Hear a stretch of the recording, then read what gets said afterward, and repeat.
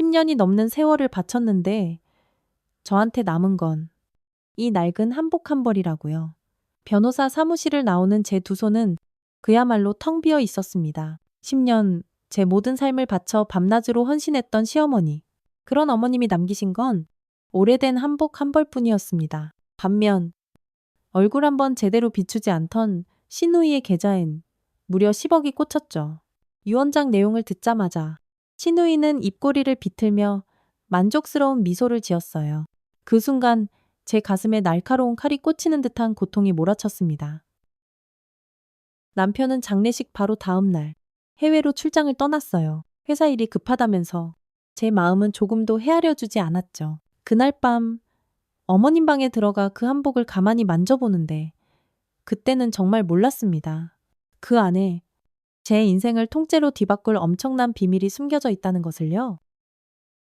사연 시작하기 전 구독과 좋아요 꼭 부탁드릴게요. 알림 설정까지 해주시면 새로운 이야기들을 가장 먼저 만나보실 수 있습니다. 10년이라는 세월을 저는 한결같이 어머님 곁을 지켰습니다. 처음에는 단순히 며느리의 도리라 생각했지만 어느새 제 마음 깊은 곳에서 우러나오는 진심이 되었죠. 오늘도 어김없이 새벽 5시에 일어나 어머님 약을 준비합니다. 파킨슨병으로 손떨림이 심해지신 어머님은 약을 드시기조차 힘들어 하셨거든요. 어머님, 약 드실 시간이에요. 서윤아, 미안하다. 이 늙은이가 이렇게 패만 끼치고. 어머님, 그런 말씀 마세요. 어머님 덕분에 제가 이 집에 와서 얼마나 행복하게 사는데요. 어머님의 주름진 손이 제 손을 꼭 잡았습니다. 그 손길에서 따뜻함이 느껴졌어요. 미용실 일을 그만둔 지도 벌써 5년이 넘었지만 후회는 없었습니다. 어머님 병간호가 힘들 때도 있었지만 그래도 우리 가족이니까요. 저녁이 되면 남편 민준 씨가 퇴근하고 돌아옵니다. 요즘 해외 프로젝트 때문에 너무 바빠서 집에 있는 날이 많지 않지만 오늘은 일찍 돌아왔네요. 오늘 어머니 어떠셨어? 많이 편안해 하셨어요. 오후에는 좋아하시는 드라마도 같이 봤고요. 고마워. 여보? 나는 바쁘다는 핑계로 신경도 못 쓰는데 괜찮아요. 제가 있잖아요. 그날 밤 어머님이 갑자기 호흡곤란을 일으키셨습니다. 119를 불러 급히 병원으로 모시고 갔지만 의사 선생님은 그저 고개를 저었어요. 남편에게 급히 연락했고 잠시 해외에 나가 있는 시누이 수진 아가씨에게도 전화를 걸었습니다. 하지만 시차 때문인지 시누이는 전화를 받지 않았어요. 병원 침대에 누워 계신 어머님은 그저 평온해 보이셨어요. 마지막 순간에 제 손을 꼭 잡으시더니 작은 목소리로 속삭이셨습니다. 서윤아, 고맙다. 내 딸. 그렇게 어머님은 조용히 눈을 감으셨습니다. 10년간 모셨던 어머님이 돌아가셨다는 현실이 도저히 믿기지 않았어요. 남편은 깊은 슬픔에 잠겨 말이 없었고 저는 묵묵히 장례 준비를 시작했습니다. 장례식 날 오랫동안 보지 못했던 시누이 수진 아가씨가 나타났습니다. 머리부터 발끝까지 명품으로 휘감은 화려한 정장 차림이었어요. 부동산 개발로 성공했다는 소문은 들었지만 이렇게까지 달라졌을 줄은 몰랐습니다. 오빠, 많이 힘들지 어머니는 편안하게 가셨다니? 그나마 다행이네. 수진아, 장례식이라도 와주니 다행이다. 어머니가 너 많이 보고 싶어 하셨어. 아가씨는 남편에게만 말을 건넬 뿐 저에게는 눈길 한 번 주지 않았습니다. 10년 동안 명절에도 코빼기 한 번 안 비추던 시누이가 갑자기 나타나니 어색했지만 그래도 어머님의 마지막을 함께하는 것이 중요하다고 생각했습니다. 장례식이 끝나고 이틀 후 어머님의 변호사가 저희를 사무실로 불렀습니다. 유언장을 공개하겠다고 했어요. 남편과 시누이 그리고 저까지 셋이 변호사 사무실에 앉았습니다. 고 최은숙 여사님의 유언장을 낭독하겠습니다. 첫째, 현금 및 예금 10억 원은 딸 이수진에게 상속한다. 둘째, 본인이 평소 아끼던 한복 한 벌은 며느리 박서윤에게 남긴다. 셋째, 나머지 재산은 사회복지재단에 기부한다. 순간 제 귀를 의심했습니다. 10년간 정말 밤낮으로 시어머니를 모셨는데 저에게 남겨진 건 고작 한복 한 벌뿐이라고요. 남편에게도 저에게도 아무것도 없이 모든 재산이 시누이와 재단으로 간다니 반면에 얼굴도 안 비추던 시누이에게는 10억이라는 어마어마한 돈이 돌아갔습니다. 머릿속이 새하얗게 변하는 것 같았어요. 변호사님, 이게 무슨 말씀이세요? 제가 10년 동안 어머님을 모셨는데 한복 한 벌이라니요. 뭘 잘못 알고 계신 거 아니에요? 죄송합니다만 고인의 뜻이 이러하니 저로서는 따를 수밖에 없습니다. 아니, 이게 말이 됩니까? 어머니가 대체 왜 이런 결정을... 남편이 충격에 빠진 채 말을 더듬었습니다. 그의 얼굴은 창백하게 질려 있었어요. 그때 신우이의 얼굴에 만족스러운 미소가 번졌습니다. 그 미소가 저를 더 아프게 만들었어요. 변호사 사무실을 나오는 제 두 손은 텅 비어 있었습니다. 남편도 충격이 큰지 아무 말이 없었어요. 집으로 돌아오는 차 안에서 저는 참았던 눈물을 왈칵 쏟아냈습니다. 어머님, 제가 뭘 그렇게 잘못했나요? 왜 저한테 이러세요? 흐흑. 남편은 제 어깨를 토닥이며 위로했지만 그의 말도 제 귀에 들어오지 않았습니다. 집에 도착해서도 가슴이 무너져 내리는 느낌이었어요. 다음 날 아침, 남편이 급한 표정으로 저를 불렀습니다. 여보, 미안한데 오늘 급히 출장을 가야 할 것 같아. 싱가포르 현장에 문제가 생겼대. 지금요, 어머님이 돌아가신 지 일주일도 안 됐는데 어쩔 수 없어. 회사에서 계속 재촉해. 게다가 어머니 유산이 없으니 이제 우리라도 정신 바짝 차려야지. 이 계약이라도 잘 마무리해야 해. 남편의 말에 더 큰 충격이 밀려왔습니다. 그동안 남편의 사업이 어머님의 지원 덕분에 가능했던 거였나요? 이제 그 지원이 끊겼으니 우리 가정의 경제적 기반마저 흔들리는 걸까요? 남편은 서둘러 짐을 싸서 집을 나섰습니다. 그렇게 저는 텅 빈 집에 혼자 남겨졌어요. 어머님도 가시고 남편도 떠나고 제게 남은 건 달랑 한복 한 벌 뿐이었습니다. 그날 저녁, 어머님의 방을 정리하려고 들어갔습니다. 평소 어머님이 쓰시던 물건들을 하나하나 만져보니 그리움이 파도처럼 밀려왔어요. 옷장을 열자 어머님의 옷가지들이 가지런히 정리되어 있었습니다. 그리고 맨 안쪽에 유언장에 언급되었던 바로 그 한복이 보였습니다. 연보라색 저고리의 자주색 치마. 어머님이 가장 아끼시던 한복이었죠. 손으로 만져보니 비단 촉감이 참 부드러웠습니다. 이게 전부인가? 10년의 세월이 이 한복 한 벌로 정리된다는 게 도저히 믿기지 않았어요. 그때 핸드폰이 띠링하고 울렸습니다. 변호사에게 온 메시지였어요. 고인의 유언을 집행함에 따라 이수진님께 10억 원 이체 완료되었습니다. 다시 그날 아가씨의 그 비웃음이 떠올라 가슴이 찢어지는 듯 했습니다. 그날 밤 답답한 마음에 잠을 이룰 수가 없었습니다. 숨이 턱턱 막혀서 잠시 밖에 나가 바람이라도 쐬어야겠다는 생각이 들었어요. 아파트 현관을 나서는데 주차장에 신우이의 외제차가 보였습니다. 이 시간에 웬일이지 싶어 저도 모르게 걸음을 멈췄어요. 신우이는 차 안에 앉아 핸드폰을 보며 환하게 웃고 있었습니다. 그러더니 누군가에게 전화를 걸기 시작했어요. 저도 모르게 기둥 뒤로 몸을 숨겼습니다. 신우이가 차 창문을 열고 통화를 시작하는 소리가 조용한 밤 공기를 타고 제게 똑똑히 들려왔습니다. 응, 드디어 입금됐어.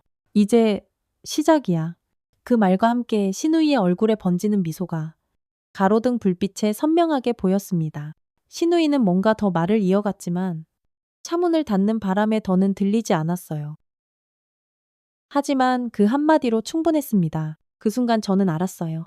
이 모든 일이 단순한 우연이 아니라는 것을, 어머님의 유언장 뒤에 무언가 더 있다는 것을요. 집으로 돌아오는 발걸음이 천근만근 무거웠습니다. 머릿속엔 온통 의문만 가득했어요. 신우이는 무엇을 시작한다는 걸까? 어머님은 왜 우리에게 아무것도 남기지 않으셨을까? 그리고 그 한복을 생각하면 깊은 한숨만 나왔습니다. 아침 햇살이 창문을 통해 들어오는데 밤새 한숨도 자지 못했습니다. 어제 본 신우이의 모습이 자꾸만 떠올라서요. 이제 시작이야. 그 말이 귓가에 계속 맴돌았습니다.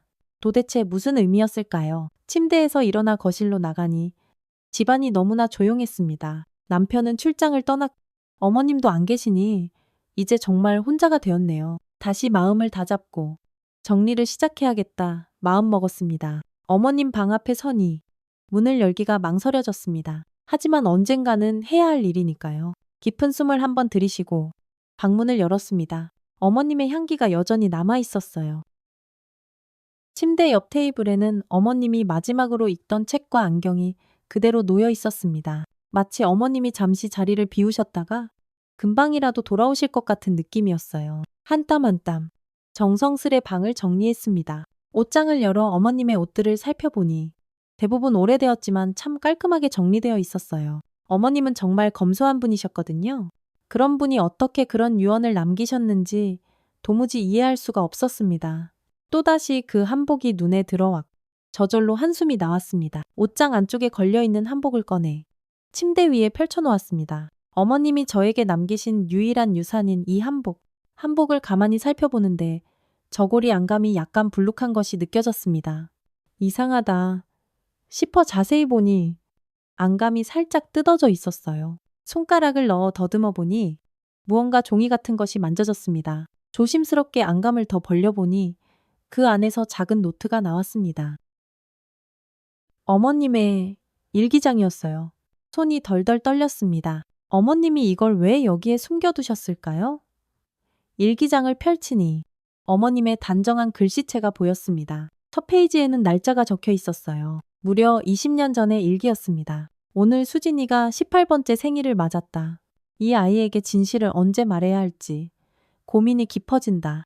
그 아이는 그런데 이상하게도 그 다음 페이지가 칼로 오려낸 것처럼 찢겨져 있었습니다. 급하게 넘겨보니 중간중간 여러 페이지가 찢겨나간 흔적이 있었어요. 누군가 의도적으로 특정 내용을 제거한 것 같았습니다. 몇 페이지를 더 넘겨보니 5년 전 일기가 나왔습니다. 서윤이가 자기 일까지 그만두고 나를 돌봐준다. 참으로 고마운 며느리다.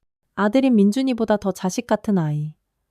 나중에 이 은혜를 어떻게 다 보답해야 할지. 또다시 그 다음 페이지가 찢겨져 있었습니다. 답답한 마음에 계속 넘기다 보니 작년 일기가 나왔어요. 병원에서 시한부 판정을 받았다. 이제 내게 남은 시간이 얼마 없다. 모든 준비를 마쳐야 한다. 수진이에 대한 진실. 그 아이는 내 친딸이... 여기서 또 페이지가 찢겨져 있었습니다. 그 아이는 내 친딸이... 이게 무슨 뜻일까요? 수진 아가씨가 어머님의 친딸이 아니라는 뜻일까요? 아니야. 그럴 리가 없어요. 심장이 주체할 수 없이 빠르게 뛰기 시작했습니다. 일기장을 계속 살펴보니 몇 달 전 일기가 나왔어요. 서윤이에게 모든 것을 남기고 하지만 그러면 수진이가... 아니다. 계획대로 해야 한다. 수진이에게 돈을 맡기고 서윤이에게는 한복을 남길 것이다. 그 안에 그리고는 또 다음 부분이 잔인하게 찢겨져 있었습니다. 답답함에 일기장을 침대 위에 던져버렸어요. 도대체 어머님은 무슨 계획을 세우신 걸까요? 그리고 누가? 왜 이 일기장을 이렇게 훼손한 걸까요? 머릿속이 너무 복잡해 창가로 다가가 창문을 열었습니다. 차가운 바람이 얼굴을 스쳤어요. 깊은 숨을 들이쉬며 생각을 정리하려는데 문득 어제 신우이가 했던 말이 번개처럼 떠올랐습니다. 이제 시작이야. 혹시 신우이가 이 일기장에 대해 알고 있는 걸까요? 그래서 그런 말을 한 걸까요? 갑자기 궁금증이 폭발했습니다. 신우이를 찾아가서 직접 물어봐야겠다는 생각이 들었어요. 부엌으로 가서 물 한 잔을 마시고 있는데 갑자기 핸드폰이 울렸습니다. 남편이었어요.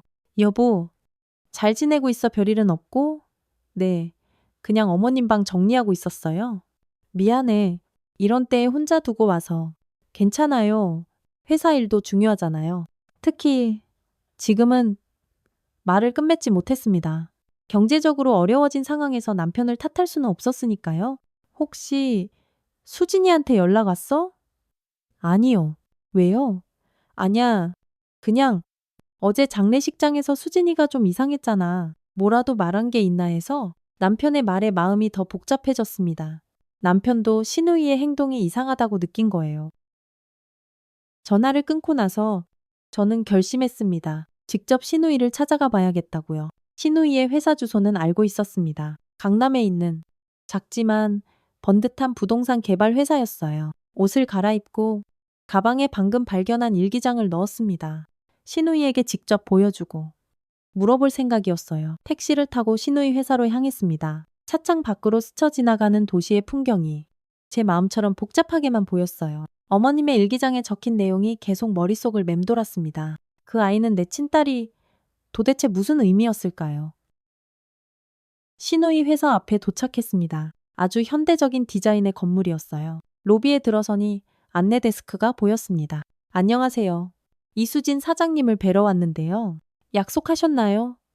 아니요. 가족입니다. 잠시만 기다려주세요. 안내 데스크 직원이 전화를 걸더니 잠시 후 고개를 저었습니다.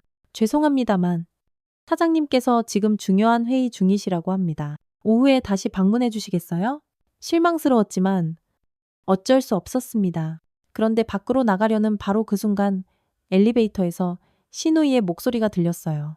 저는 반사적으로 커다란 화분 뒤로 몸을 숨겼습니다. 신우이는 젊은 남자와 함께 걸어 나오고 있었습니다. 검은색 정장 차림에 자신감 넘치는 모습이었어요. 변호사님, 그 일기장 나머지 페이지들은 어떻게 처리했어요? 걱정 마십시오. 지시하신 대로 모두 안전한 곳에 보관해 두었습니다. 좋아요. 아직은 아무도 알아서는 안 돼요. 특히 새언니한테는 절대로요.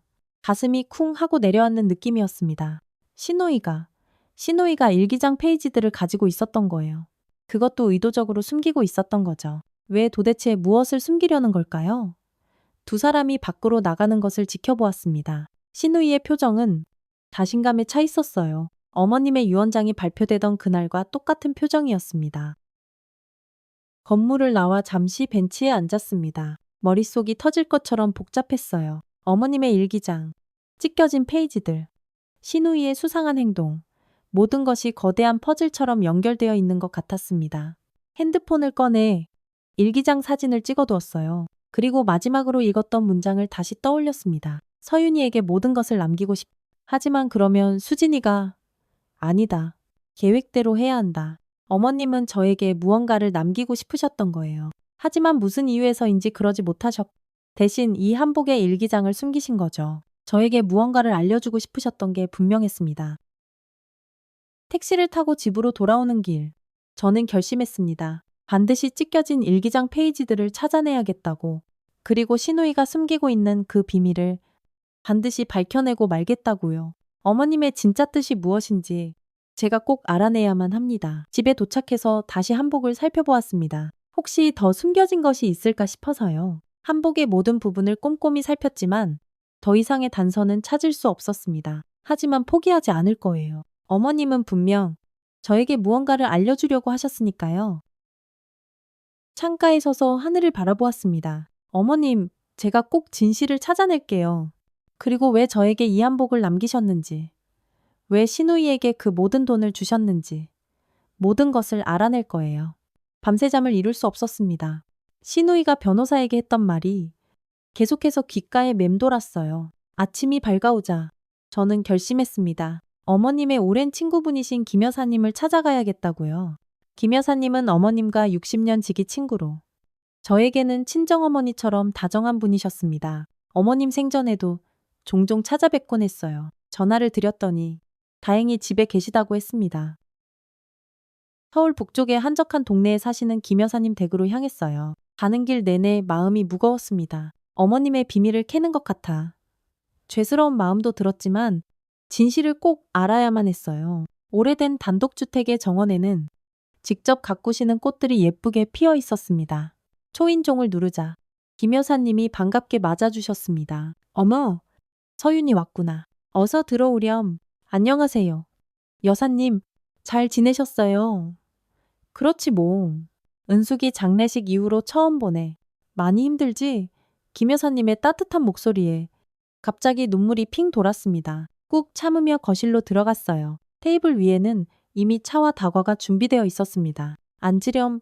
따뜻한 차 한 잔 마시면서 이야기하자. 내려주신 차를 한 모금 마시니 향긋한 국화차 향이 입안에 퍼졌습니다. 잠시 마음이 진정되는 느낌이었어요.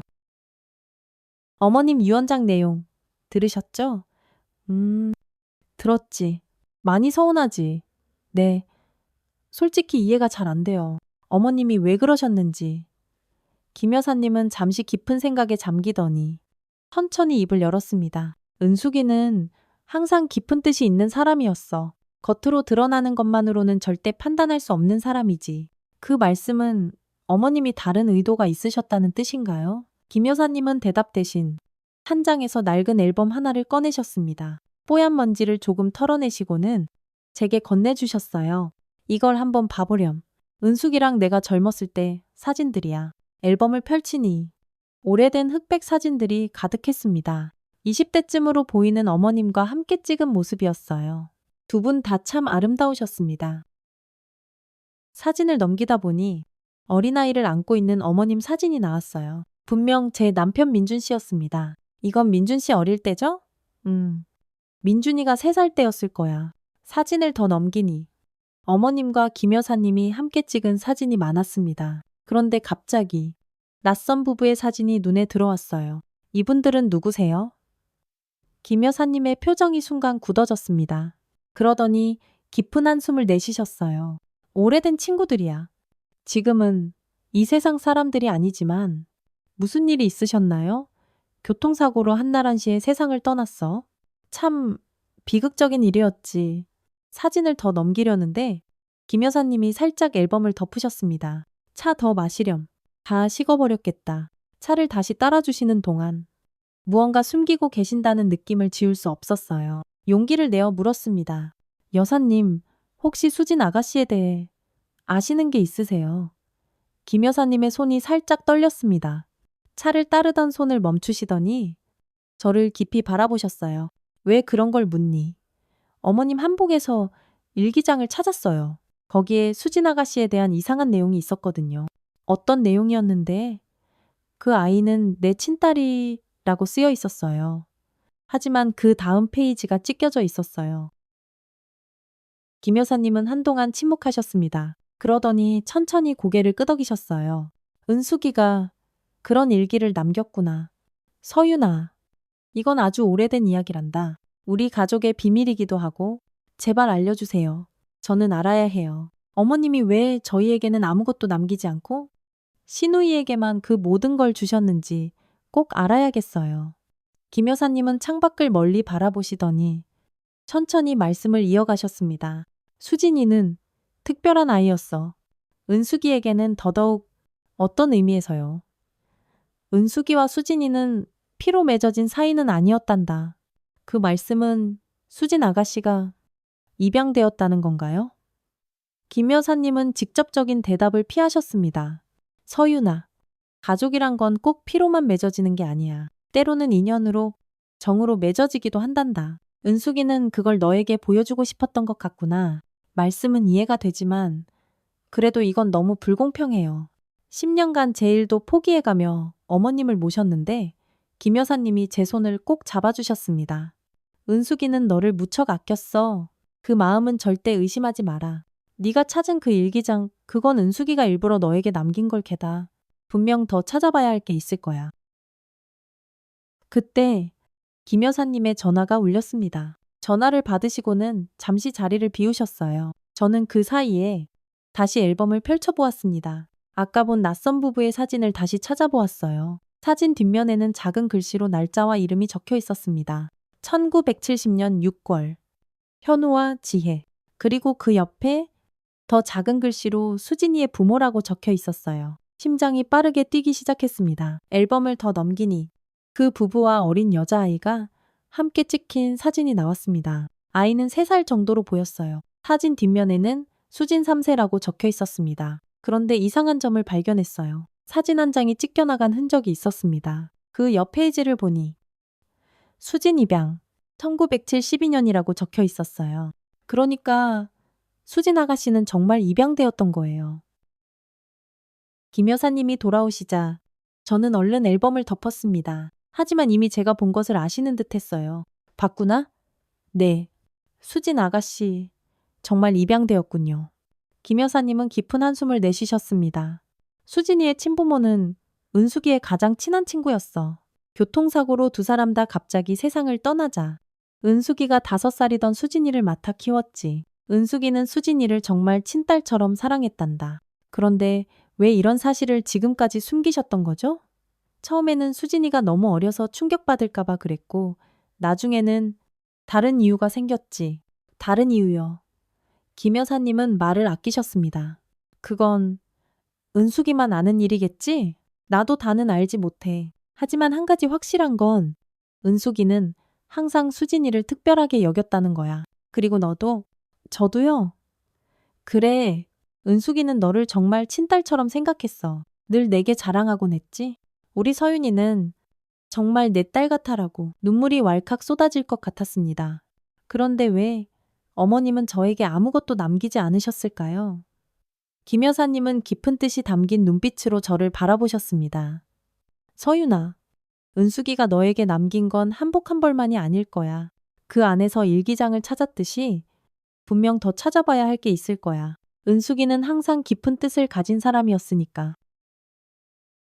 혹시 어머님이 남기신 다른 물건은 없으세요? 뭐든지 단서가 될 만한 거요. 김 여사님은 잠시 생각하시더니 작은 상자 하나를 가져오셨습니다. 이건 은숙이가 떠나기 몇 달 전에 나에게 맡긴 거야. 너에게 줄 때가 오면 전해주라고 했지. 떨리는 손으로 상자를 열었습니다. 안에는 낡은 열쇠 하나와 작은 메모가 들어 있었어요. 메모에는 이렇게 적혀 있었습니다. 서윤이에게 때가 되면 이게 뭔지 아세요? 아니, 그건 나도 몰라. 은숙이가 아무 말도 하지 않았어. 하지만 아주 중요한 것임에는 틀림없을 거야. 열쇠를 손에 쥐고 있으니 어머님이 제게 무언가를 남기셨다는 생각에 가슴이 벅차올랐습니다. 어쩌면 이 열쇠가 모든 비밀을 풀 수 있는 마지막 단서일지도 모릅니다. 정말, 정말 감사합니다. 여사님, 이제 조금은 실마리가 생긴 것 같아요. 김 여사님은 제 손을 다시 한번 꼭 잡아주셨습니다. 서윤아, 은숙이는 너를 정말 사랑했어. 그 마음만은 의심하지 마라. 그리고 조심하렴. 조심하라니요.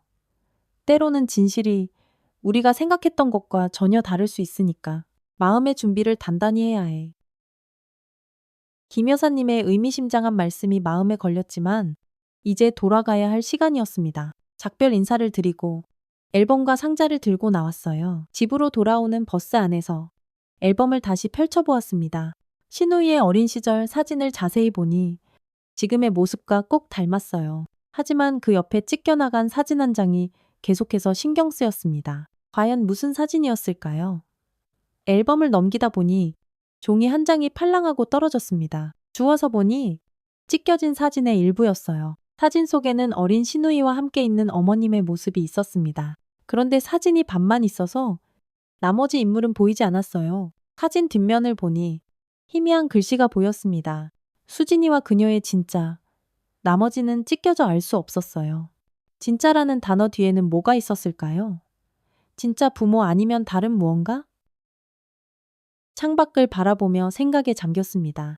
신우이는 입양되었고 어머님은 그녀를 특별하게 여기셨어요. 그리고 저에게는 한복과 그 안에 숨겨진 일기장, 그리고 이 열쇠를 남기셨습니다. 이 모든 것이 과연 어떻게 연결되는 걸까요? 버스에서 내려 집으로 걸어가는 길. 문득 어머님이 생전에 하셨던 말씀이 떠올랐습니다. 서윤아, 때로는 보이는 게 전부가 아니란다. 진짜 소중한 건 눈에 보이지 않는 법이지. 그때는 그저 인생의 교훈으로만 들었는데 지금 와서 생각해보니 더 깊은 의미가 있는 것만 같았습니다. 어머님, 제가 꼭 진실을 찾아내겠습니다. 그리고 왜 이런 선택을 하셨는지 반드시 알아내고 말 거예요. 김 여사님께 받은 열쇠를 손에 쥔 채 밤새 뒤척였습니다. 이 열쇠가 열어줄 비밀은 과연 무엇일까요? 그리고 어머님이 남기신 메모. 서윤이에게 때가 되면 그때는 과연 언제일까요? 아침 일찍 어머님의 유언을 집행한 김정훈 변호사 사무실로 향했습니다. 어머님과 오랜 인연이 있다고 들었으니 혹시 그가 더 많은 것을 알고 있지 않을까 하는 기대를 안고 찾아갔습니다. 김 변호사님, 잠시 시간 좀 내주시겠어요? 아, 박서윤 씨, 어서 오세요. 무슨 일로 오셨나요? 어머님이 남기신 유언에 대해 좀 더 알고 싶어서요. 변호사의 표정이 미묘하게 굳어졌습니다. 그는 안경을 벗더니 책상 위에 조심스럽게 올려놓았어요. 유감스럽게도 이미 모든 내용은 알려드렸습니다. 그 이상은 제발요. 어머님이 저에게 한복 한 벌만 남기시고 신우이에게 10억을 주신 데에는 분명 다른 이유가 있을 거예요. 어머님은 절대로 그럴 뿐이 아니셨어요. 변호사는 잠시 망설이더니 조용히 말했습니다. 고인의 뜻을 존중해 주셨으면 합니다. 때가 되면 모든 것이 밝혀질 겁니다. 때가 되면 김 여사님의 메모에도 똑같은 표현이 있었어요. 이건 절대 우연이 아닐 거예요. 김 변호사님, 혹시 이 열쇠에 대해 아시나요? 주머니에서 열쇠를 꺼내 보여주었습니다. 변호사의 눈빛이 순간적으로 강하게 흔들렸어요. 어디서 그걸 김 여사님께 받았어요. 어머님이 맡기신 거라고요. 변호사는 갑자기 자리에서 일어났습니다. 죄송합니다만 다른 의뢰인과 약속이 있어서요. 더 이상 도와드릴 수 없습니다. 그는 정중하지만 단호하게 저를 사무실 밖으로 안내했습니다. 문이 닫히기 직전 그가 마지막으로 한 말이 귀에 맴돌았어요. 조금만 더 기다리세요. 아직은 때가 아닙니다. 허탈한 마음으로 집으로 돌아오는 길. 갑자기 핸드폰이 울렸습니다. 남편이었어요. 여보, 오늘 저녁에 귀국해. 우리 얘기 좀 해야겠어. 갑자기 무슨 일이에요? 전화로 할 얘기는 아니야. 집에서 보자. 남편의 목소리가 평소와 달리 무겁게 가라앉아 있었습니다. 불안한 마음으로 집에 돌아와 남편을 기다렸어요. 저녁 무렵 현관문이 열리고 남편이 들어왔습니다. 얼굴이 퀭하니 지쳐 보였어요. 여보, 어서 와요. 식사는 하셨어요. 아니, 아직 일단 앉아봐. 할 얘기가 있어. 남편은 거실 소파에 털썩 앉더니 깊은 한숨을 내쉬었습니다. 싱가포르 프로젝트. 취소됐어. 회사에서 내 팀이 담당하던 모든 해외 사업을 중단시켰어. 네, 그게 무슨... 어머니가 돌아가시고 나서 회사에 투입되던 자금줄이 완전히 끊겼어. 어머니가 우리 회사 주요 투자자셨거든. 충격이 밀려왔습니다. 설마 했는데 어머님이 남편의 회사를 뒤에서 지원하고 계셨다니. 그럼 앞으로 우리는 어떻게 해요? 당분간은 힘들 거야. 어머니가 왜 이런 선택을 하셨는지 아직도 모르겠지만 이 집도 어머니 명의라 재단에 기부되었으니 조만간 이사할 집도 알아봐야 해. 눈앞이 캄캄해졌습니다. 살고 있는 집까지 잃게 된다니? 그런데 문득 의문이 들었어요. 그럼 수진 아가씨는요? 10억이나 받았는데 남편의 표정이 어두워졌습니다. 수진이야 자기 사업이 잘 되고 있으니 괜찮겠지. 그런데 정말 이상한 건 어머니가 왜 이런 선택을 하셨는지 아무리 생각해도 모르겠어. 대화를 나누던 중 문득 눈에 들어온 것이 있었어요. 남편이 가져온 서류 가방에서 삐져나온 종이 한 장이었습니다. 여보, 그 종이는 뭐예요? 아, 이거 어머니 서재에서 우연히 발견한 거야. 부동산 관련 서류 같은데 반으로 찢어져서 무슨 내용인지 잘 모르겠어. 그 종이를 자세히 보니 강남의 한 빌딩 주소와 계약 날짜가 적혀 있었습니다. 하지만 정말로 종이의 절반은 찢겨나간 상태였어요. 이거 중요한 단서일지도 몰라. 어머님이 남기신 유산과 관련된 갑자기 머릿속에 생각이 스쳤습니다. 신우이가 변호사와 나눈 대화, 찢겨진 일기장, 그리고 이 부동산 서류, 모든 것이 연결되어 있을지도 모릅니다. 여보, 나 잠깐만 나갔다 올게요. 이 시간에 어딜 가려고 친구 좀 만나고요. 마음이 복잡해서 남편에게 거짓말을 한 것이 마음에 걸렸지만 진실을 찾기 위해선 어쩔 수 없었습니다. 택시를 타고 신우이의 회사로 향했어요. 이미 늦은 시간이라 사무실은 닫혀 있을 테지만 혹시 모르니 확인해보고 싶었습니다.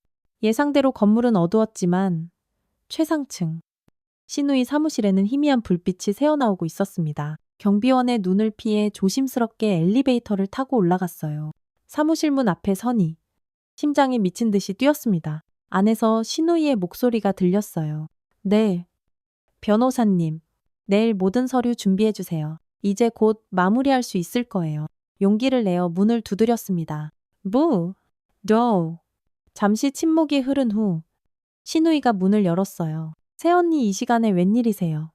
신우이의 눈빛이 경계심으로 가득 찼습니다. 아가씨, 우리 얘기 좀 해요. 어머님이 남기신 유산에 대해서 신우이는 잠시 망설이더니 저를 안으로 들였습니다. 사무실은 아주 깔끔했고 한쪽 벽면에는 커다란 금고가 놓여 있었어요. 언니, 어머니 유언은 이미 다 집행됐어요. 더 이상 할 얘기가 없는데 정말 그럴까요? 어머님이 찢어놓은 일기장 페이지들, 아가씨가 가지고 있는 거. 저 다 알아요. 신우이의 표정이 차갑게 굳어졌습니다. 잠시 숨막히는 침묵이 흘렀어요. 언니, 이제 그만 돌아가세요. 때가 아직 안 됐으니까요. 또 그 말이군요. 때가 되면 다들 똑같은 말만 하네요. 갑자기 신우이의 핸드폰이 울렸습니다. 그녀는 전화를 받기 위해 잠시 자리를 비웠어요. 바로 그 순간 제 눈에 금고 위에 놓인 열쇠가 들어왔습니다. 김 여사님께 받은 열쇠와 비슷하게 생겼어요. 순간적인 판단으로 신우이가 통화하는 동안 그 열쇠를 가지고 금고 앞으로 다가갔습니다. 떨리는 손으로 열쇠를 꽂아 돌렸는데 철컥하는 소리와 함께 놀랍게도 금고문이 열렸어요. 안에는 서류 뭉치와 함께 찢겨진 일기장 페이지들이 가지런히 정리되어 있었습니다. 그리고 가장 위에는 강남의 한 빌딩 등기 권리증이 놓여 있었어요. 소유자 이름란에 적힌 글자를 보는 순간 숨이 멎는 것 같았습니다. 소유자 박서윤? 그 순간 뒤에서 신우이의 목소리가 들렸습니다. 언니, 지금 뭐 하시는 거예요? 신우이의 날카로운 목소리에 깜짝 놀라 뒤를 돌아보았습니다. 금고문을 황급히 닫으려 했지만 이미 늦었어요. 하지만 신우이는 놀랍게도 이내 깊은 한숨을 푹 쉬더니 화를 내기는커녕 오히려 모든 것을 체념한 듯한 표정이었습니다. 앉으세요.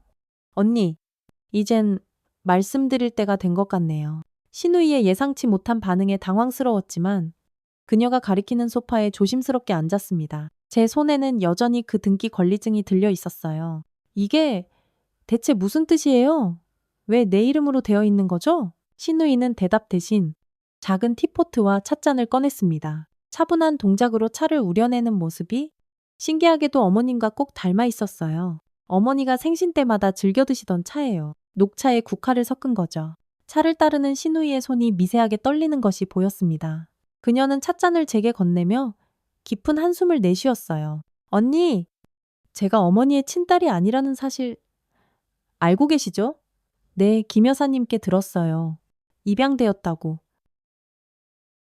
신우이는 찻잔을 들어 한 모금 마시더니 창밖을 바라보았습니다. 그녀의 눈에 깊은 슬픔이 어렸어요. 고등학교 때 우연히 알게 됐어요. 그때부터 모든 게 달라졌죠. 그녀의 목소리가 살짝 흔들렸습니다. 평소에 차갑고 냉정한 모습과는 전혀 달랐어요. 어떻게 달라졌는데요? 제 진짜 부모님이 누구인지, 왜 저를 입양했는지, 그런 의문들이 계속 머릿속을 맴돌았어요. 어머니께 여쭤봤지만 처음엔 대답을 피하셨어요. 결국 제가 너무 괴로워하니까 진실을 말씀해 주셨죠. 신우이는 깊은 숨을 내쉬었습니다. 그리고 이어지는 그녀의 이야기에 제 가슴이 아파왔어요. 제 친부모님은 어머니의 가장 친한 친구셨대요. 교통사고로 두 분 다 돌아가시고 어머니가 저를 맡아 키우신 거죠. 그때 제가 5살이었어요.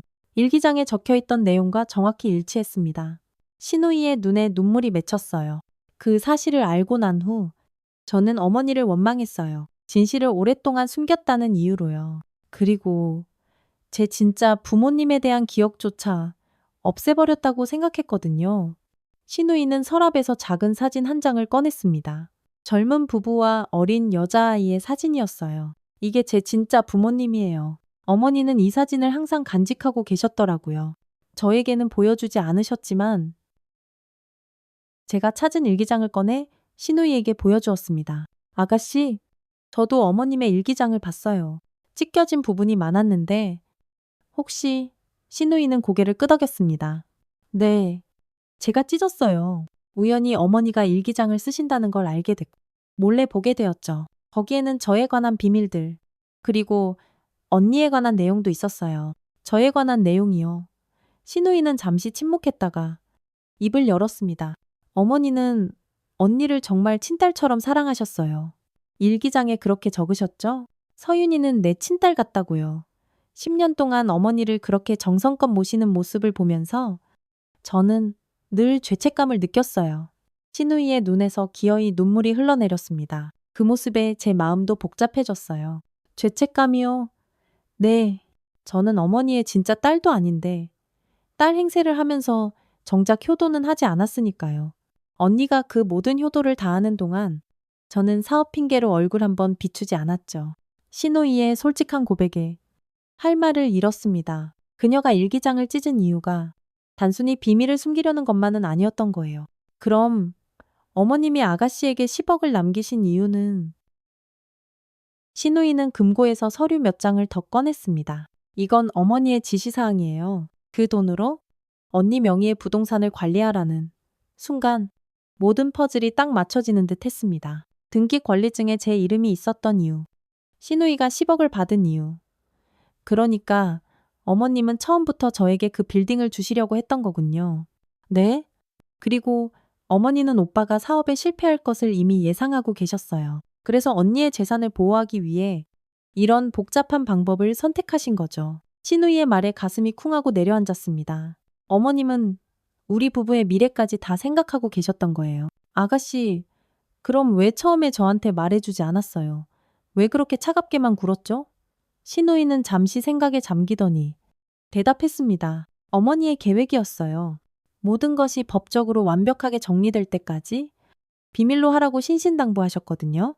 그리고 솔직히 말하면 언니가 저를 어떻게 생각할지 두려웠어요.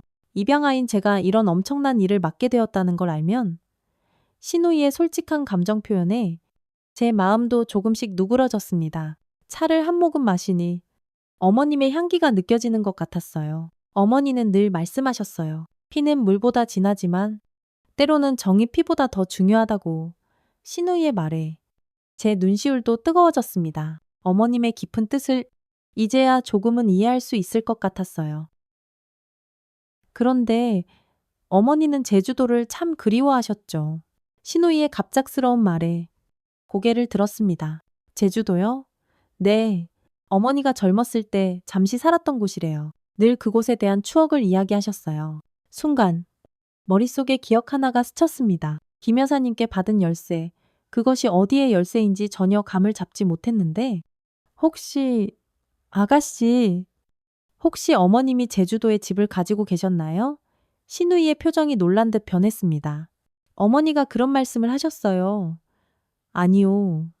그냥 느낌이 김 여사님께서 어머님이 맡기신 열쇠를 주셨거든요. 시누이는 잠시 생각에 잠기더니 조심스럽게 말했습니다. 어머니가 돌아가시기 전 저에게도 제주도에 관한 이야기를 하셨어요. 그곳에 가면 모든 것을 이해하게 될 것이라고. 시누이는 서랍에서 또 다른 서류를 꺼냈습니다. 제주도에 있는 한옥의 등기부등본이었어요. 이 집도 언니 이름으로 되어 있어요. 어머니가 몇 년 전에 이미 명의를 바꾸셨더라고요. 정말 놀라웠습니다. 어머님은 제게 얼마나 많은 것을 준비해 두셨던 걸까요? 그럼 왜 어머님은 유언장에 그렇게 시누이가 말을 이었습니다. 세금 문제예요. 상속세를 최소화하기 위한 방법이었죠. 어머니는 생전에 이미 많은 재산을 언니 명의로 바꿔두셨어요. 유언장은 그저 형식적인 절차였던 거죠. 그제서야 모든 것이 이해되기 시작했습니다. 어머님의 깊은 뜻, 시누이의 행동. 하지만 아직 풀리지 않은 의문이 있었어요. 그럼 어머님이 재단에 기부하신 나머지 재산은요? 그건 어머니의 진짜 뜻이었어요. 어머니는 항상 사회에 환원하고 싶어 하셨거든요. 특히 고아원과 양로원에 관심이 많으셨어요. 시누이의 말에 어머님의 따뜻한 마음이 고스란히 느껴졌습니다. 그런데 문득 궁금한 점이 생각났어요. 그런데 아가씨는 왜 그날 밤에 이제 시작이야 라고 말했던 거예요.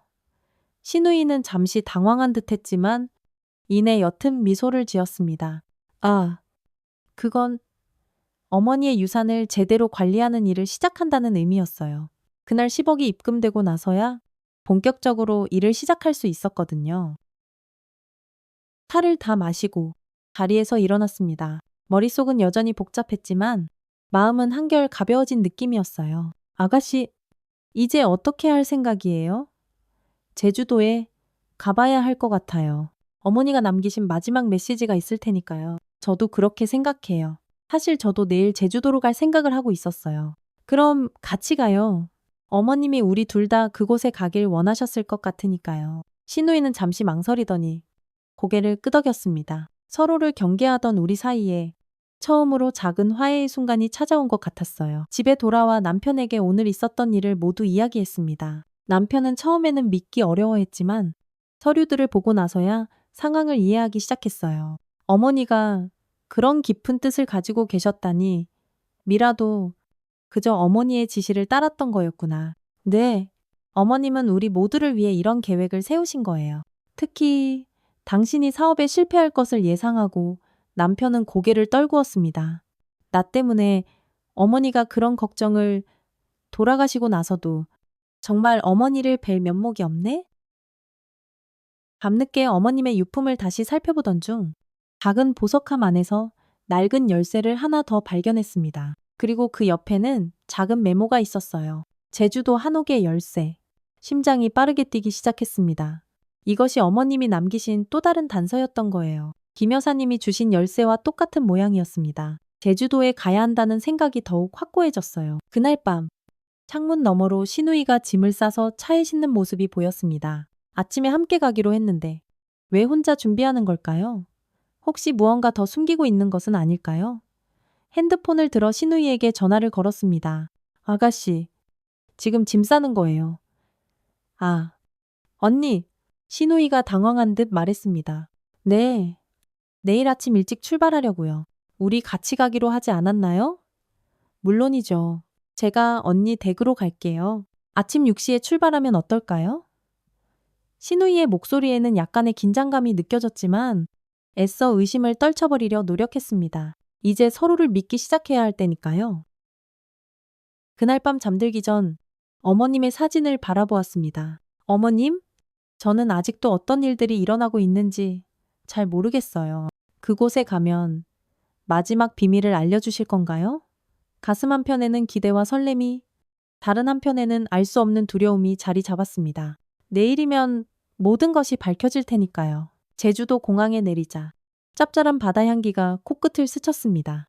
신우이와 단둘이 온 이 여행이 어색하면서도 묘한 기대감으로 가슴이 설렜어요. 렌터카를 타고 내비게이션이 안내하는 방향으로 향했습니다. 차 안은 한동안 침묵으로 가득했어요. 어머니가 이곳에서 사셨다는 게 아직도 믿기지 않네요.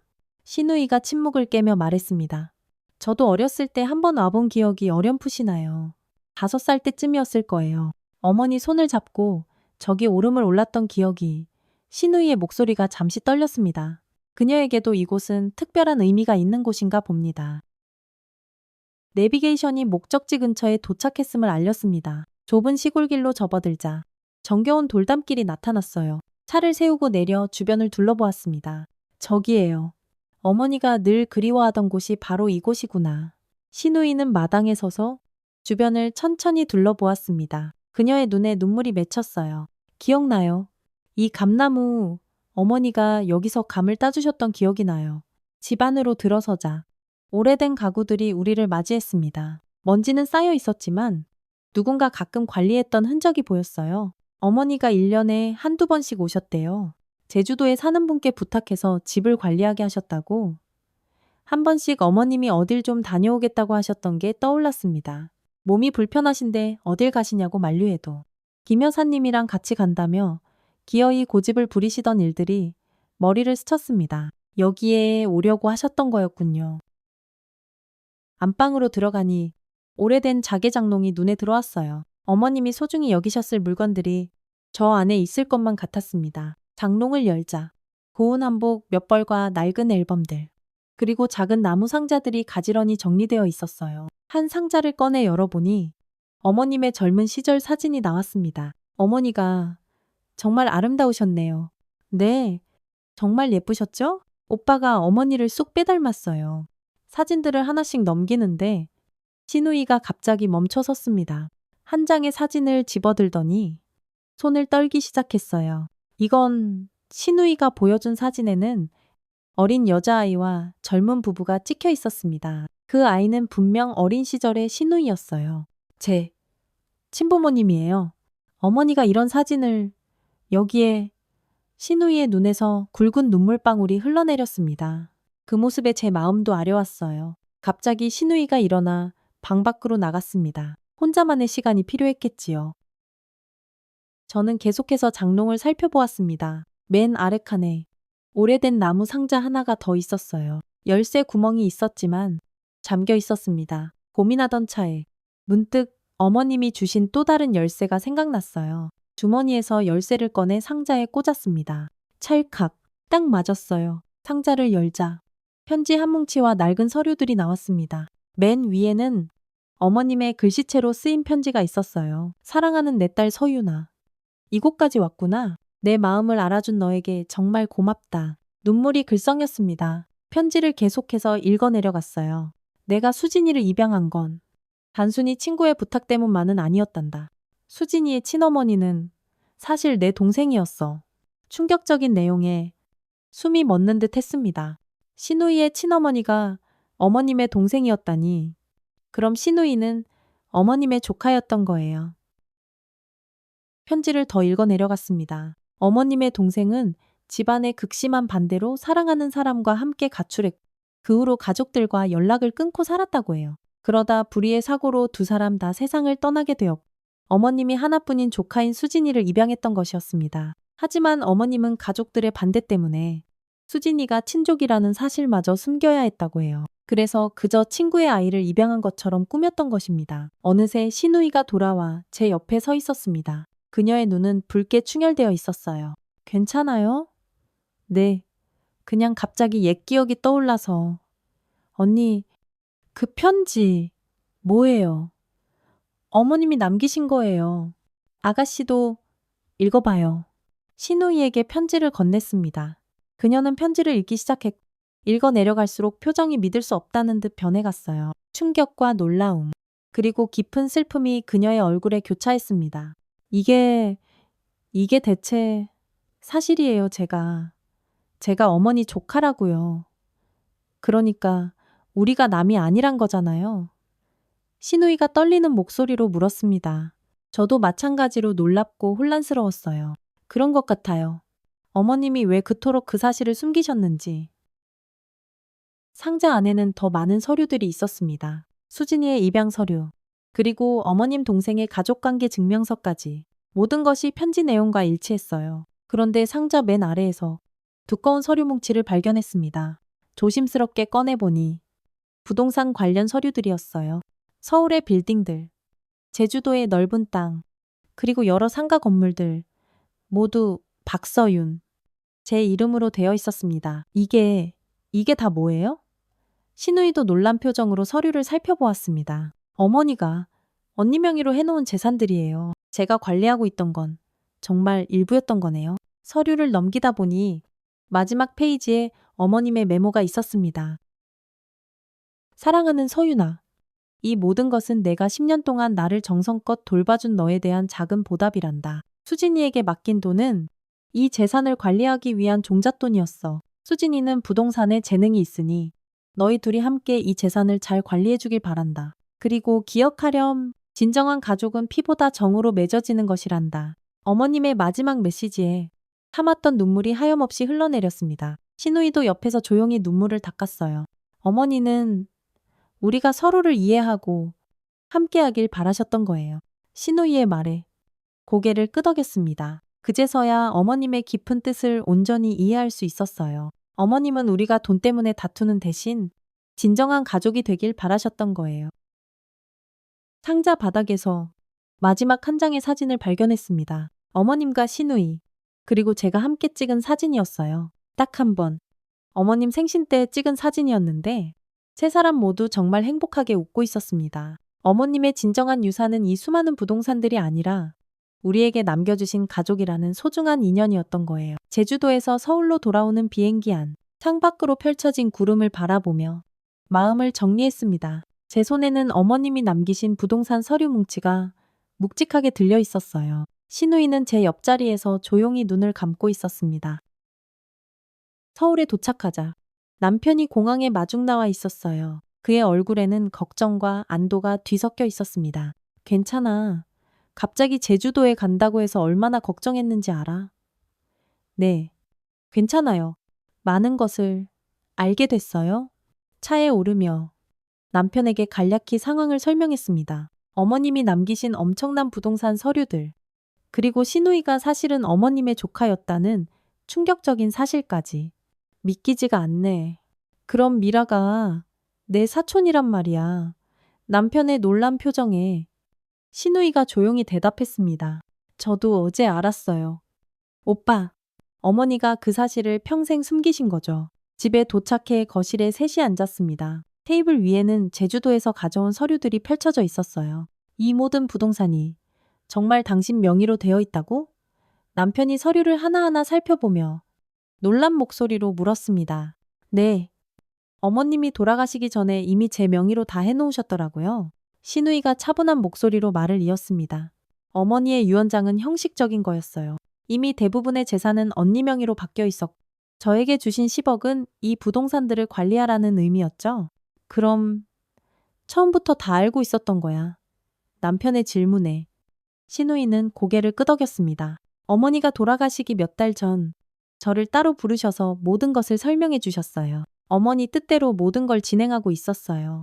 재산 처리에 대해선 전부 알려주셨지만 다만 제주도에 대해선 나중에 꼭 한번 찾아가 보라는 말씀만 하셨어요. 제 마음이 또 흔들릴까봐 걱정하셨나 봐요.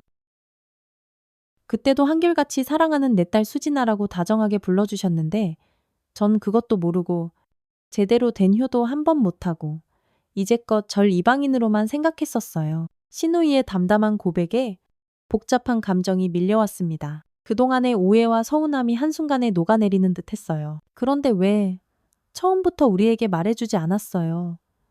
어머니의 유언이었어요. 모든 법적 절차가 완벽하게 완료될 때까지 비밀로 하라고요. 남편이 깊은 한숨을 내쉬었습니다. 내 부족함을 어머니는 이미 다 알고 계셨구나. 늘 안타까워하시면서도 용기 잃지 말라고만 하셨는데 내가 너무 못났었구나.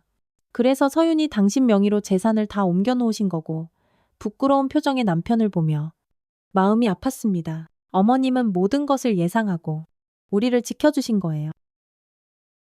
우리 가족 회의를 해야 할 것 같아.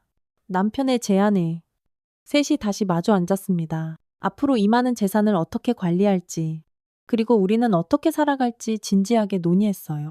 신우이가 자신의 노트북을 열더니 화면을 보여주었습니다. 이건 제가 지난 몇 달간 언니 명의의 부동산을 관리한 내역이에요. 10억으로 시작해서 이미 2개 건물의 리모델링을 마쳤고 임대 수익도 다시 오르기 시작했어요. 화면에는 복잡한 표와 그래프로 자산 관리 내역이 깔끔하게 정리되어 있었습니다. 이번에 제주도에서 확인된 부동산도 추가해서 모든 관리는 걱정 없이 제가 맡아서 할게요. 신우이는 정말 전문가처럼 모든 것을 철저하게 관리해 왔더군요. 아가씨, 정말 고마워요. 그동안 오해해서 정말 미안해요. 신우이의 눈에 다시 눈물이 고였습니다. 저야말로 언니에게 정말 죄송해요. 어머니를 10년 동안 그렇게 정성껏 모셨는데 저는 모두를 오해하고 제 일만 한다고 외면했으니까요. 남편이 갑자기 자리에서 일어섰습니다.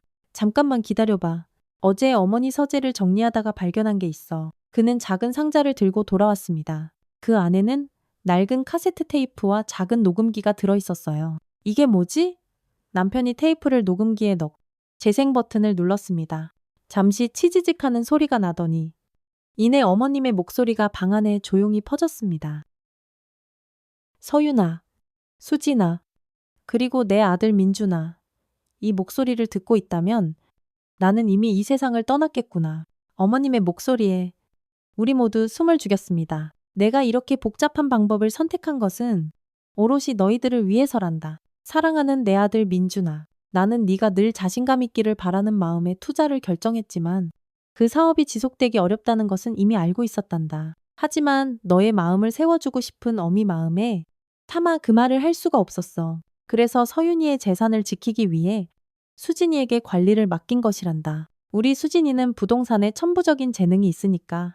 테이프는 계속 이어졌습니다. 어머님은 신우이의 출생 비밀, 그리고 왜 그 사실을 숨길 수밖에 없었는지에 대해 자세히 설명하셨어요. 그리고 내 딸 수진아, 내 친어머니는 나의 하나뿐인 동생이었어. 하지만 집안의 반대로 그 사실을 평생 숨겨야만 했단다.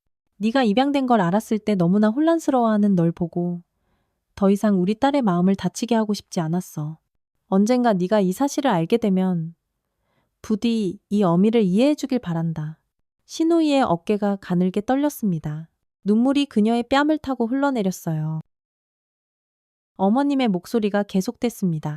마지막으로 내 딸 서윤아, 너는 10년 동안 나를 진심으로 돌봐주었어. 힘든 내색 한 번 없이 내 모든 것을 포기하면서까지 나를 살펴주었지. 사람들은 피눈물보다 진하다고 하지만 때로는 정성과 사랑이 피보다 더 진할 수 있다는 걸 나는 너를 통해 배웠단다. 나는 항상 너를 내 진짜 딸이라고 여겨왔어. 저도 더 이상 눈물을 참을 수 없었습니다. 어머님의 따뜻한 마음이 녹음 테이프를 통해 고스란히 전해져 왔어요. 내 마지막 소망은 너희 셋이 진정한 가족으로 함께하는 것이란다. 부족하면 서로 보듬어주고 의지하고 사랑하며 살아가길 바란다. 테이프가 끝나고 방 안에는 한동안 깊은 침묵만이 흘렀습니다. 우리 셋 모두 각자의 생각에 잠겨 있었어요. 어머니는 정말 모든 걸 계획하셨던 거구나. 그런 것도 모르고 원망만 했다니. 남편의 말에 신우이와 저는 조용히 고개를 끄덕였습니다. 그날 저녁, 남편이 회사 일로 잠시 나간 사이, 신우이와 둘이 차를 마시며 이야기를 나눴습니다. 언니, 사실 더 말씀드릴 게 있어요. 신우이의 표정이 무척 진지해졌습니다. 어머니가 남기신 재산 중에 제 친부모님의 유산도 함께 있었어요. 어머니가 저를 위해 따로 관리해 오신 거죠. 아, 그랬군요. 네, 그래서 그 유산으로 방학재단을 만들려고 해요. 제 친부모님과 어머니의 이름을 함께 딴 재단이요. 신우이의 눈에 결연한 의지가 보였습니다. 그 모습이 어머님과 참 닮아 있다는 생각이 들었어요. 정말 좋은 생각이네요. 저도 꼭 도울게요. 갑자기 신우이의 눈에 눈물이 가득 고였습니다. 그녀는 고개를 숙이며 떨리는 목소리로 말했어요.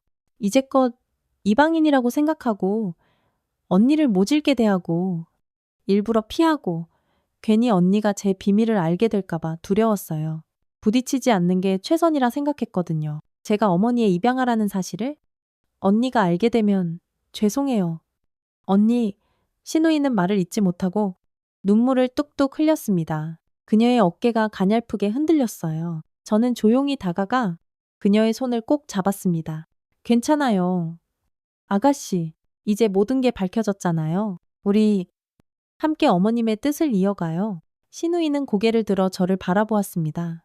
그녀의 눈에 담긴 감정은 복잡했지만 그 안에는 분명 희망의 빛도 보였어요. 어머님이 그토록 바라셨던 진정한 가족으로 거듭나는 첫걸음을 내딛고 있는 것 같았습니다. 그 이후로 우리 가족에게는 많은 변화가 찾아왔습니다. 남편은 사업 실패의 충격에서 벗어나 새로운 일을 시작했고 신우이와 저는 하루가 다르게 가까워지고 있었어요. 하지만 아직 풀리지 않은 마지막 의문이 남아 있었습니다. 어머님의 일기장에서 찢겨진 마지막 페이지들, 그리고 어머님이 재단에 그 많은 재산을 기부하신 진짜 이유. 오늘은 신우이가 저희 집에 오기로 한 날이었습니다. 그녀는 어떤 중요한 것을 가지고 온다고 했어요. 초인종 소리에 문을 열자 신우이가 작은 상자를 들고 서 있었습니다. 언니, 이거 가져왔어요. 고마워요. 어서 들어와요. 거실에 앉은 신우이는 조심스럽게 상자를 열었습니다. 그 안에는 찢겨진 일기장 페이지들이 정성스레 보관되어 있었어요. 제가 찢어갔던 페이지들이에요. 이제 언니께 돌려드릴 때가 된 것 같아서요. 신우이의 표정에는 미안함과 결연함이 동시에 담겨 있었습니다. 저는 찢겨진 페이지들을 받아들고 일기장과 하나씩 맞춰보기 시작했어요. 마지막 페이지가 특히 눈길을 끌었습니다. 어머님의 마지막 일기였어요. 오늘로 내 생의 마지막 날이 얼마 남지 않았음을 느낀다. 서윤이에게 모든 것을 남기고 10년 동안 나를 친딸처럼 돌봐준 그 아이에게. 하지만 내 조카인 수진이도 챙겨야 한다. 피는 물보다 진하다지만 정성과 사랑이 피보다 더 진할 수 있다는 것을 내 인생을 통해 배웠다. 우리 두 딸이 서로 웃으며 행복하게 지내는 모습을 보는 것이 이제 이 세상에서 내가 마지막으로 원하는 것이다. 뜨거운 눈물이 차올랐습니다. 어머님의 마음이 고스란히 전해져 왔어요. 그런데 어머님은 왜 재단에 그렇게 많은 재산을 기부하신 거죠? 신우이가 또 다른 서류 뭉치를 꺼냈습니다. 이것도 보여드리려고 했어요. 어머니가 설립하신 재단 서류예요. 서류를 펼쳐보니 최은숙 가족복지재단이라는 이름이 눈에 들어왔습니다. 그리고 재단의 이사회 명단에 저와 신우이의 이름이 나란히 올라 있었어요. 이게 무슨... 어머니는 우리가 함께 이 재단을 운영하길 원하셨어요. 양로원과 고아원을 지원하는 재단이에요. 특히 입양 가정을 돕는 사업에 중점을 두고 있죠. 신우이의 설명을 들으며 어머님의 깊은 뜻을 비로소 이해하게 되었습니다. 어머님은 단순히 재산을 나누는 것이 아니라 우리가 함께 의미 있는 일을 하며 살아가길 바라셨던 거예요. 그때 남편이 차와 다과를 가지고 왔습니다. 두 사람? 이야기 잘 되고 있어. 네, 어머님이 설립하신 재단에 대해 알게 됐어요. 남편은 서류를 보더니 고개를 끄덕였습니다. 어머니다운 생각이시네. 항상 남을 돕고 싶어 하셨으니까. 신우이가 차를 한 모금 마시고 말을 이었습니다. 사실 어머니가 절 부르셨을 때 제게 동의를 구하셨어요. 저는 이미 사업 기반을 다져서 부족함이 없으니 재단 운영에 대해 말씀해 주셨고 저는 어머니의 뜻을 당연히 이해했어요. 살갑게 대하지도 못한 못난 딸의 마음까지 이해해 주시고 세세한 부분까지 제 마음이 다치지 않게 배려해 주셨죠? 그리고 그때 어머니가 저에게 부탁하셨어요. 언니가 그 많은 재산을 잘 지킬 수 있도록 제가 옆에서 꼭 도와달라고요. 신우이의 눈에 다시 눈물이 고였습니다. 저도 마음이 복잡해졌어요. 하지만 이제 알았잖아요. 어머님이 우리 모두를 얼마나 사랑하셨는지. 갑자기 남편이 자리에서 일어났습니다. 그리고는 어머님이 평소에 즐겨 입으시던 한복을 가지고 나왔어요. 이 한복 한번 입어보는 게 어떨까? 어머니가 그렇게 소중히 여기셨으니 남편의 제안에 망설였지만 신우이가 용기를 북돋아 주었습니다. 언니, 한번 입어보세요. 어머니가 하늘에서 기뻐하실 거예요. 한복으로 갈아입고 거울 앞에 섰을 때 마치 어머님이 제 곁에 계신 것 같은 포근한 느낌이 들었습니다. 연보라색 저고리와 자주색 치마가 참 고왔어요. 신우이가 다가와 저를 바라보더니 갑자기 말했습니다. 언니, 저도 입어봐도 될까요? 물론이죠. 신우이도 어머님의 다른 한복으로 갈아입었습니다. 우리는 거울 앞에 나란히 서서 서로를 바라보았어요. 마치 진짜 친자매 같았습니다. 어머니가 보시면 정말 좋아하셨을 거예요. 신우이의 말에 고개를 끄덕였습니다. 그때 남편이 오래된 사진첩을 들고 왔어요. 이것 좀 봐. 어머니가 젊었을 때 한복 입은 사진이야. 사진 속 어머님은 지금 우리가 입은 것과 같은 한복을 입고 계셨습니다. 그리고 그 옆에는 어린 신우이가 서 있었어요. 신우이도 작은 한복을 입고 있었죠? 기억나요? 이때 어머니가 저에게 처음으로 한복을 사서 입혀주셨어요. 5살 때였던 것 같아요. 신우이의 눈에서 눈물이 흘러내렸습니다. 저도 감정이 복받쳐 올랐어요. 남편이 다가와 우리 둘의 어깨를 따뜻하게 감싸 안았습니다. 어머니는 바로 이런 모습을 보고 싶으셨을 거야. 우리 셋이 진짜 가족으로 함께하는 모습을. 그날 저녁, 우리는 어머님이 좋아하시던 음식들로 정성껏 상을 차렸습니다. 한복을 입은 채로 어머님을 기억하며 음식을 준비했어요. 식사를 마친 후 신우이가 조용히 말했습니다. 언니, 이제 어머니의 진짜 유산이 무엇인지 알겠어요? 네, 저도 알 것 같아요. 그건 바로 우리, 이 가족이에요. 피보다 더 진한 정으로 맺어진 우리 가족? 창밖으로 별이 총총 빛나는 밤하늘이 보였습니다. 어디선가 어머님의 따뜻한 미소가 우리를 가만히 내려다보고 있는 것만 같았어요. 한복을 입은 채 어머님의 사진 앞에 조용히 무릎을 꿇고 앉았습니다.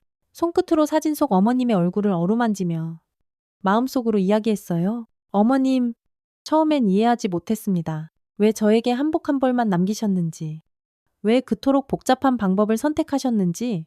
하지만 이제는 알겠습니다. 어머님이 남기신 건 단순한 재산이 아니었어요. 그건 우리가 서로를 이해하고 용서하며 진정한 가족이 되는 법을 가르쳐 주신 소중한 지혜였습니다. 10년 동안 어머님 곁을 지키며 저는 효라는 것이 무엇인지 배웠습니다. 하지만 어머님은 제게 그보다 더 큰 가르침을 주셨어요. 진정한 가족은 피로만 맺어지는 것이 아니라 서로를 향한 깊은 이해와 사랑으로 만들어진다는 것을요. 서로 등을 돌리고 있던 우리가 이렇게 하나가 될 수 있었던 건 모두 어머님이 남겨주신 따뜻한 사랑 덕분입니다. 한복 한 벌에 담긴 어머님의 마음이 우리 가족을 다시 단단히 이어준 실이 되었습니다. 이제 우리는 어머님의 뜻을 이어 서로에게 기댐이 되어주며 살아갈 것입니다. 그 사랑을 가슴에 품고 우리도 누군가에게 그런 따뜻한 사랑을 나눠주며 살아가겠습니다. 어머님, 정말 감사합니다. 우리에게 남겨주신 가장 값진 유산은 바로 가족이라는 이름의 사랑이었습니다. 창밖의 별빛이 유난히 더 밝게 빛나는 것 같았습니다. 마치 어머님이 저 하늘에서 환하게 미소 지으며 우리를 축복해 주시는 것처럼요. 우리 가족, 이제 정말 행복할 수 있겠지요. 댓글로 응원해 주신다면 더 큰 힘이 될 것 같습니다. 오늘 이야기 어떠셨나요? 여러분의 마음에 깊이 닿으셨다면 구독과 좋아요 꼭 부탁드립니다. 이 아름다운 이야기가 더 널리 알려질 수 있도록 공유해 주시면 여러분께도 더 큰 행운이 찾아올 거예요. 감사합니다.